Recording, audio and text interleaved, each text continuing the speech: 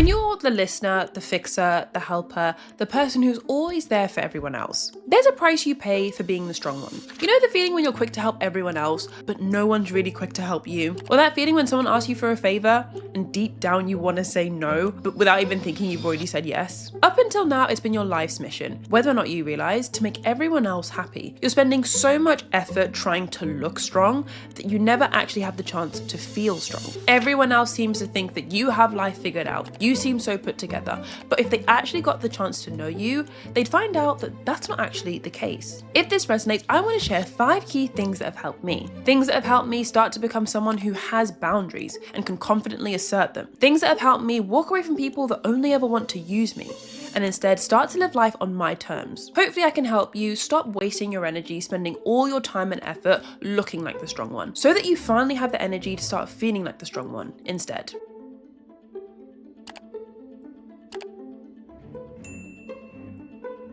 Hey, if you're new, welcome to the cozy corner of the internet. I'm your host Christina, and I help people stop shrinking and start living. Give this video a thumbs up if you are the therapist friend, the always there for everyone friend, the oh my god you give such good advice friend, the call you at 2 a.m. and you'll happily help them out friend, the always there for everyone else but people aren't quite there for you friend. This was my entire teenage experience, so I know this inside and out. Saying no, asserting boundaries was something that would fill me with dread and fill me with anxiety. No was not in my vocabulary. I was a yes man, and not in a good way. I could never even fathom that I was allowed to say no to someone or to disagree with someone or to assert my opinion. I felt like what everyone else wants goes. And sure, that meant that I was always there for people, and I became a very caring and compassionate person. But after a while, it was no longer caring and compassion. It slowly started to trickle into obligation instead. I have to say yes. I can't say no. What was once me just giving from my natural good nature slowly started to feel like a trap and a box that I was placed in, and I almost couldn't escape. Let's start off by unpacking the idea that sometimes when you are this person, people need you, but they don't want you. I was talking to my friend about this the other day, like this exact concept of like being the therapist friend, being always there for people. You're so available, you're so giving, you're so like generous. Sometimes we were talking about the fact that when you're friends with someone, you can either be a privilege or you can be a tool. When you're someone that's widely available, you always say yes, you never say no, you're always agreeing. People might enjoy your company and they might think you're really cool, like you're fun to hang around. But over time, when you always say yes, it's a constant yes, there's no resistance. Without even subconsciously realizing, I think you become a tool in that person's life. Well, if she always says yes, well, I can ask her for this. People aren't taking advantage per se, but I have noticed when you have no boundaries, you become a tool. Versus on the other hand, when you have boundaries, you're more of a privilege. Oh, hey, we have some last minute plans. They're this evening in a couple of hours. Do you want to come? No, actually, sorry, I can't come. I'm busy. I have plans. Oh, hey, can you help me move? I've got so much stuff to move and I need a spare car. Like, are you free? Can you help me? No, sorry, I'm busy. When you say no, you become weirdly a privilege because to hang out with you or to get access to your time, it's not as widely available. On one hand, with no boundaries, you can just be a tool to someone, versus when you have boundaries, you're more of a privilege to someone. And me and this person were talking about the fact that we've both been a tool in people's lives, and now we're both more a privilege in people's lives. And I know a classic example of this, I was working maybe 4 months ago with one of the senior doctors that had quite a lot on his plate. And I remember this was early stages of my job. And I remember he was asking me to do things that weren't actually my responsibility to do. I was just being generous and helping him out with his workload. We were talking and he was like, wow, you're so nice. I have to take advantage of this. And at the time I didn't it left a bad taste in my mouth, but I kind of just kept going because it was early stages of my job and I didn't really want to say no. I was scared to put in boundaries back then, especially because sometimes at work, you never know what senior person actually has power to influence your future career trajectory. Do you know what I mean? If you piss off someone senior, you never know if that's going to negatively impact you in the future. So I was just going along with everything. But looking back, he very quickly, within 15 minutes of us talking, was like, okay, she's a tool. How can I use this? It can make you become the strong friend because you're used to doing so much and people use you a lot. You're just a tool for other people, but you slowly just start to feel trapped because you never ever say no. So then when you do first think about saying no or you want to say no, it feels like this huge thing that you've just built up. By the way, I have recently started to offer one-to-one coaching with a bunch of you guys. If you click on the link in the description box below, you'll be able to find out a little bit more about what one-to-one coaching with me looks like. If you've ever watched some of my videos and enjoyed them and thought you want to dive a bit deeper and work one-to-one with me to work on your confidence, showing up authentically, being the real you and not hiding the real you, then find out more about one-to-one coaching. Click on the link in the description box below and fill out your details, and you'll have the chance to book on a free call with me where I can tell you a little bit more about one-to-one coaching. Let's unpack how you even arrive at being everyone's therapist, because this isn't even something that you sign up for. It was almost a slippery slope you fell into rather than something that you chose. I think a lot of people that have maybe clicked on this video and find themselves in this position, you maybe had to be strong, quote unquote, by default. Growing up, there was no choice for you really to just have fun and be a kid and just let your hair loose. Whilst growing up, you had expectations, whereas everyone else seemed to have freedom. You had responsibilities, whilst everyone else was having fun. And maybe you had to help look after your parents, whilst everyone else had their parents look after them. When you grow up and responsibility and looking after everyone else is your default, and there is no regard for your feelings, you grow up learning that you should suppress your feelings and how you feel should be ignored. If someone's asked you for a favor late in the middle of the night, you ignore how you feel. Because when you were 10, 13, 16, 18, and you were growing up with family struggles or just situations going on, like you ignored your feelings then, so naturally you're gonna ignore them now. People think adulthood fixes a whole bunch of problems. Like I know when you grow up as a teenager, you think, oh, but when I'm an adult this and when I'm an adult that. There is no switch that flips when you turn 18 or that when you turn 21. And even now I'm realizing when I will turn 30, there is no switch that's flipped. Like I still will be the same girl. Oftentimes when you're hoping to become someone with more boundaries and more of a backbone, you can't really postpone it into the future, because the child version of you probably did that to the adult version of you. When I graduate, when I'm in my big girl job, when I get a promotion, when I'm more senior, like you keep postponing all these boundaries that you're gonna assert. There is no switch that's gonna be flipped. Like you will arrive there and still not have boundaries. People will still be treating you like a tool and not a privilege, because the best time to assert boundaries isn't anywhere in the future. The best time to assert boundaries is now. And I wanted to kind of unpack why this happens. Like why do you feel such a fear of asserting boundaries? Beyond boundaries, why do you have such a fear of standing up for yourself? When I think back to me when I was like a spineless, like wet wipe, like no voice kind of a version of myself, I think it all happened because of a combination of I grew up feeling like I had to be there for everyone. There was some consideration for my feelings. Like I had the most supportive mum and she would always consider my feelings. However, in pretty much every other domain, I felt like, oh, I really just have to be available for everyone else. And there's no, how do you feel? What do you think? Are you tired? Like everywhere else, it was just like, keep going, keep going. And then on the other hand, I think another reason how I ended up that way was because, I was someone who would never say no. And I was constantly meeting people who would never stop asking. Like if you're someone that never says no, when you do encounter someone that's always asking for help and always asking for favors, it does give you a weird boost or sense of purpose sometimes, feeling like, oh, I'm doing something for someone. Like I'm actually helping someone. As much as you hate the exhaustion and the burnout of constantly being available for everyone, a big part of your identity is being a good person and being kind. So if you take that away and you start canceling on people, you start saying no to people, it really feels like a big part of your identity is being like challenged. And looking back, I also think maybe part of my challenge and part of my struggles were the fact that I literally felt like to be a good person, I had to prove that I was a good person. Like nowadays, I don't feel like I have to prove that to anyone. Like it's not my job to show you that I'm good, and it's not my job to show you that I'm helpful. It's not my job to show you that I'm like nice. Like I know it as a concrete 100% true fact that I'm a good person. I just know it. So there's no obligation to say yes all the time to prove it. Whereas maybe back in the day when I was constantly saying yes, I was actually a bit more shaky on that belief. Like, am I a good person? Am I not? Like, am I doing enough for everyone else? Maybe that's why I was saying yes all the time. I know a lot of you guys watching really benefit from knowing that there are other people just like you that feel the same way. If you're watching this video and you've made it so far into the video, what in particular do you feel like has made you this way? So definitely comment down below. Being the therapist friend, being a people pleaser, having no boundaries, being always available, what are some of the factors that have contributed to making you that way? Because I'm sure there's probably a lot of other people in the comments that have had similar experiences. Let's talk about boundaries, because boundaries are scary, but they're also powerful. And hopefully by the end of this video, I'm going to make you a little bit less scared of boundaries and change the way that you see them. I don't want you to see them like you're putting walls up and you're blocking people from entering your life. Boundaries are honestly more about opening up and letting the right people into your lives. If you've read my book, Stop Shrinking, Start Living, you would have seen this image. This is in the chapter, Your Vibe Attracts Your Tribe, where I was talking all about boundaries, vulnerability, opening up and meeting your people. Sometimes when we think about boundaries, we think, oh, I'm blocking people out. I'm cutting them off. I'm, pushing them away. Boundaries are scary because, oh, what if I'm like alone and people reject me and I'm all by myself and I have no friends forever, and you catastrophize. And what I was talking about in chapter 4 in my book, Stop Shrinking, Start Living, is that this is boundaries. Boundaries are just a filter. Imagine like this bucket is life doing its thing, pouring people into your life, experiences, people, relationships, boyfriends, girlfriends, the whole lot. When you have no boundaries, absolutely anything and anyone can enter your life because there's no filter. Boundaries aren't about pushing people away. They're about pushing the wrong people away. When you have boundaries, you have a filter.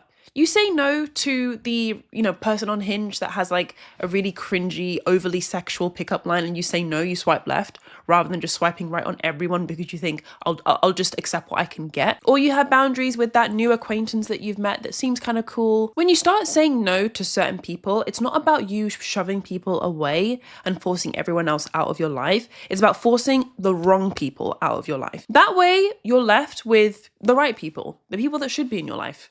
There's less of them, sure, but less is more. Sometimes I think when you do have this, people-pleasing mindset of I have to make everyone happy, you do have a bit of a scarcity mindset. I was talking about this in my problem with manifestation video. It's either coming out next week or it's already out. I'll link it here. When you have this idea that you have to just make everyone else happy and it doesn't really matter if you're tired and exhausted, just say yes, just keep going. You have a scarcity mindset that says, I don't already have enough, I need more.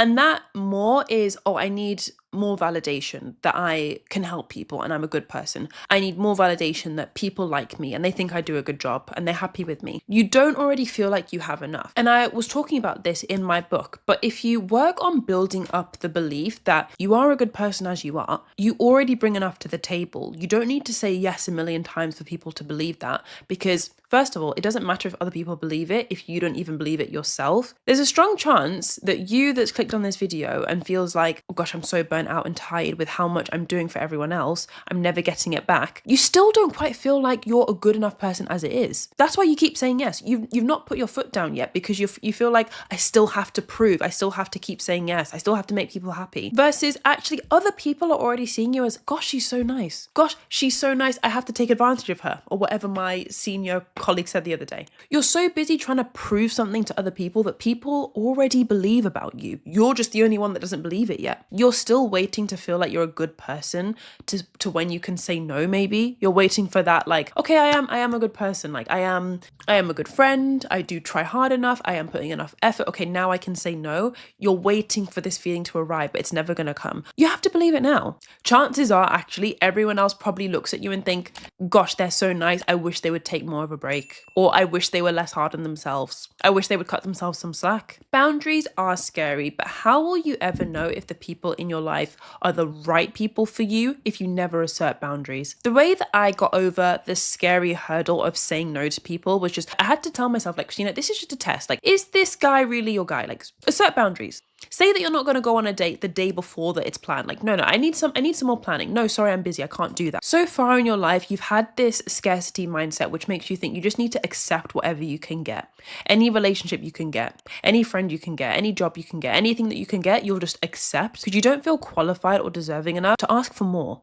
And looking back, the way I went about trying to access more was I thought that I had to work super hard. Like, I just have to keep proving and keep going and keep saying yes. You can get more by saying no. If you say no, only the right people will be left behind. Only the people that truly care about me, truly respect me, truly think highly of me will be left behind. I get to say no to all the people who actually, oh, he never actually cared about me in the first place. Oh, he never actually saw something long-term with me anyway. Oh, she didn't even like me that much anyway.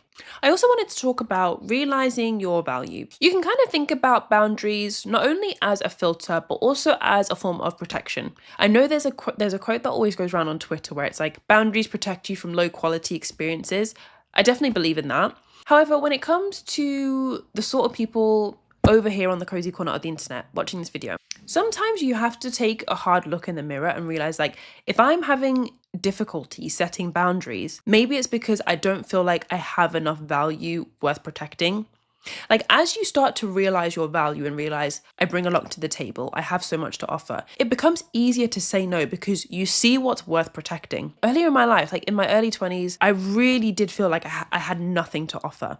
Like, the reason I grinded so hard in university and medical school is because I thought, like, I only have education. It's why my confidence was so knocked anytime I didn't do well in an exam. It's why I felt so crap about myself whenever someone else, like some other girl would get better results than me or some guy would get better results than me, because I thought, guys, cut me some slack. This is all I have. All I have is my intelligence, and you guys are just like blowing me out of the water, getting better grades than me. I felt like I had no value. I couldn't filter people. Nowadays, when I know my worth, I know what I bring to the table, not in an inflated ego way, but genuinely just I know what I have to offer. I know the sort of person I am.